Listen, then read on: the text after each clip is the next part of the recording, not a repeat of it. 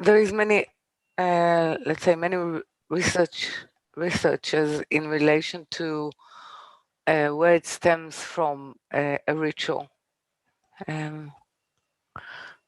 It seems that the first ritual that has that humans sort of relate themselves to, and maybe it connects to our, is the ritual of burial. Ritual that has to do with death and ancestor, and in a way, I think it relates in the beginning, before we even start to touch on any formal ritual. I think burial has to do with the notion of cycle. Mm-hmm. Okay, so I think ritual in its name has to do something with cycle. Right. Okay, so cyclic sort of reminder, or of something that is evolving, but as well by its repetition. So it has a revival effect on our consciousness, on our relation to something which is higher than us, be it nature forces or something that will later expose itself as part of sorting out human consciousness through spirits, through the spiritual. And now spiritual or spirit is a stage of consciousness, or stage of being aware of the creator. It's not a religious state. Right. Okay, is being aware fully with the hope of being able to elevate oneself, or that state, to what is called chaya and yechida. But it's the fundamental base state of human consciousness in relation to the creator. Okay, this is ruchaniyut. Okay, it's nothing to do with in regard to this, what we usually, or what the world and we ourselves relates to religious sentiment, is sentimentality, is nothing to do with the awareness of the creator. Okay, it's I do not diminish it as a huge force, as a huge power in the world and a huge need, but as I said, it's a need of the will to receive to oneself that is misused. Okay, because it doesn't have Torah to cultivate it. Right. Okay, so this is so is this is holiday our holiday rituals are what we call the three holidays.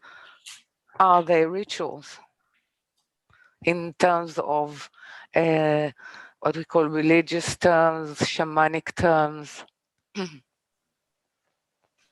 They wish to say, those holidays, that there is a gate and a permission to get closer to the creator.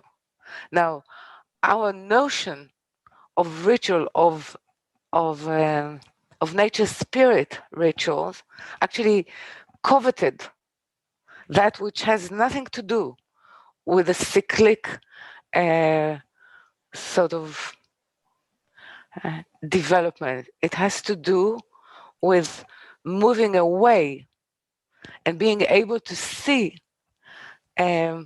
sacredness in nature. He's touching it really as he usually does, Baal Sulam, very lightly. He's saying, you see, there is a ritual of Saturday, for example, lighting candles, having 3 meals, but those 3 meals can makes you just heavy and sleepy.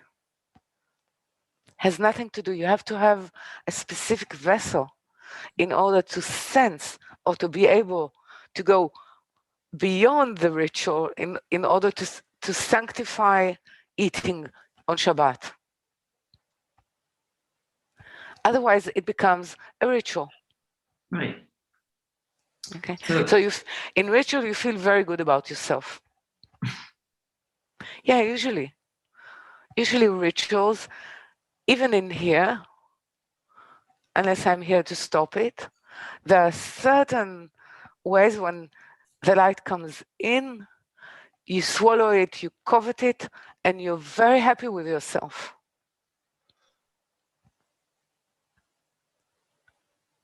And that's like eating and going to sleep on Shabbat. Okay, so there is a difference. Yeah, you see, the portion of Achrei Mot, after the death of the sons of Aaron, what comes is the atonement or the Day of Atonement, which is the day of the actual giving of Torah, which is Yom Kippurim, and the ritual. So you're saying the response is the yes, I'm saying that, yeah, that death, that you see the proximity of death to sacredness. Mm-hmm. Mm-hmm. The rewriting the function of death is actually being able to come closer to sanctity, to truth, the true term of sanctity, which has to do with copulation. It's like copulation, what is copulation? The right use of the will to receive as a screen of copulating with the light. And so is misuse manula or no? Yeah, misuse is exposing manula, Mm-hmm. exposing over and over what we again. do in religious ritual, usually exposing our will to receive to ourselves. Mm-hmm. Right, over and over. Yeah, you see it. Yes. You see it, the ecstatic state from the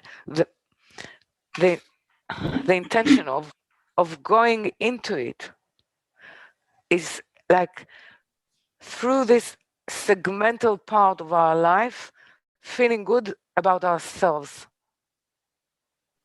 It's nothing to do with serving something. We want to let the creator feel good about his extension of himself, not about ourselves.